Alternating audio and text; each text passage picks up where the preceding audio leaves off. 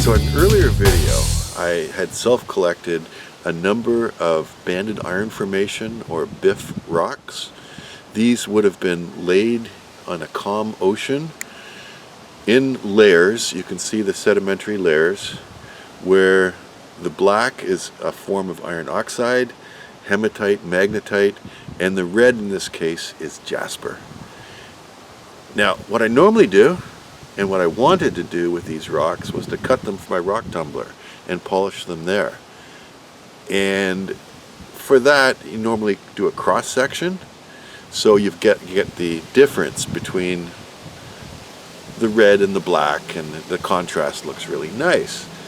And I was looking at a rock like this and thought, gee whiz, I think I can cut this and then hand polish a slab of pure Jasper. So let's give it a go. Let's try it. So here's the rock before the cut. For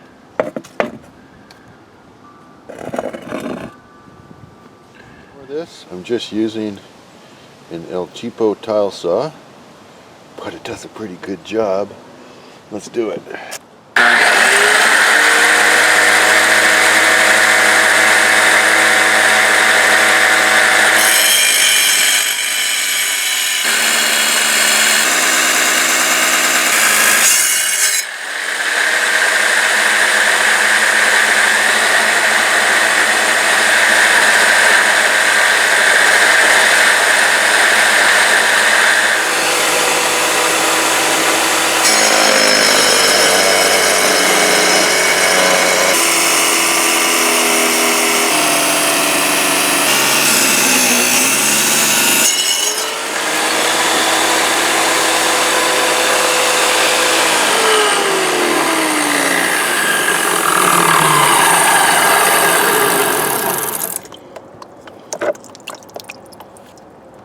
Okay, so I broke it, but that's okay. Look at that. You can see the magnetite and the Jasper, and this side, Jasper. Let's hand polish that and see if we can't shine it up. Okay, step one would be 100 grit sandpaper. What I want to do is remove any of the major bumps or nicks that was caused by the saw blade, and I want to do this wet.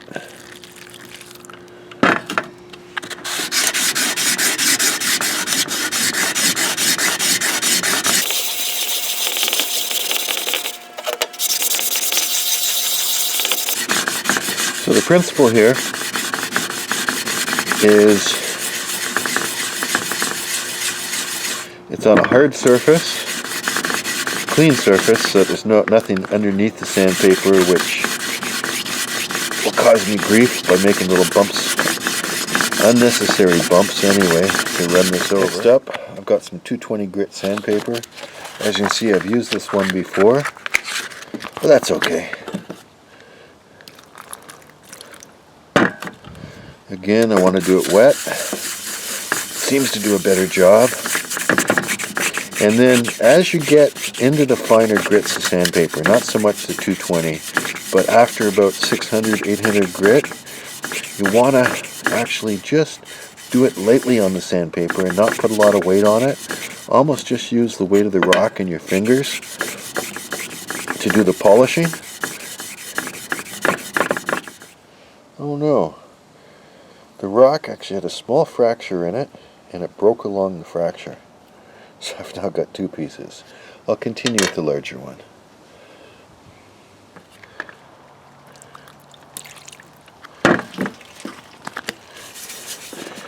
So with the sandpapers, you don't need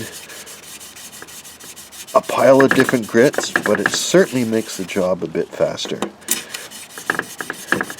So a couple of points that should be explained. With sandpaper, as the number increases, the grit gets smaller. So 100 grit is coarser than 400 grit, for instance. And when you get to the higher grits, 1500, 2000, 3000, The finer the sandpaper that you use, the shinier your rock will be. What's happening is you're getting rid of the micro scratches on the rock, and that's what makes it really shiny. To really see what's happening with your rock between the various grits, it's a good idea to wash it off and then let it dry. They always look better when they're wet. There's a joke in there somewhere. The other thing about using wet sandpaper and doing this outside is this is a dusty job, and what you really don't want is to breathe this stuff in. Any rock will have things in it, silicas, Lord knows what else, nasties might be in there, and having it wet keeps the dust down so you're not breathing the rock dust, and it's not ending up in your house. Of course, when you're done, wash your hands as well.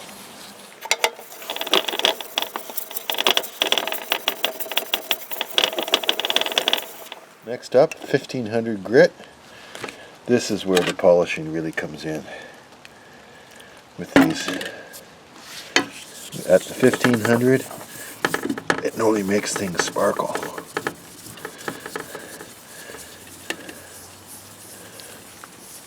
Okay, at this stage, I recommend washing the rock off really well and then drying it.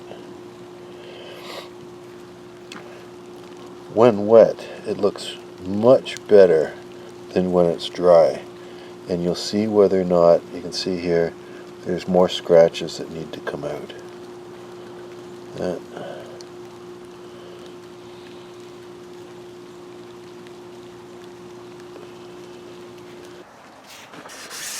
So, keeping the sandpaper clean helps with your effectiveness. It washes the dirt out from amongst the grit and just makes your job that much simpler. Now, as you move between grits, wash your rock off really well so you're not transferring grit from one round to the next.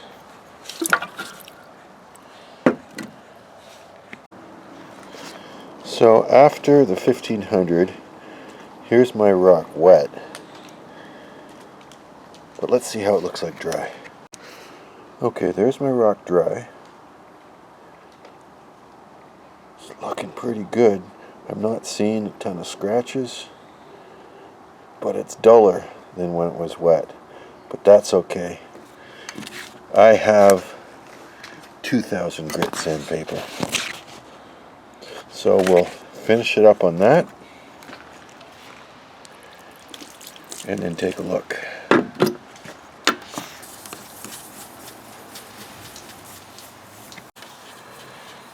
Alright, so in the final grit, whatever you happen to be using, I'm using 2000. I would have loved to have found in my local stores 3000 or something higher, because that would put even more of a shine on my rocks. But the one tip I'll give is spend a little more time on this stage than you did on the others, because this is what really puts the glorious mirror-like finish. If it's possible with the rock, this is where you're going to get it. Okay, I think I'm done. What I'll do next is just wash it up with dish soap and water. I'll dry it off and I'll show you the finale. So there's my rooster.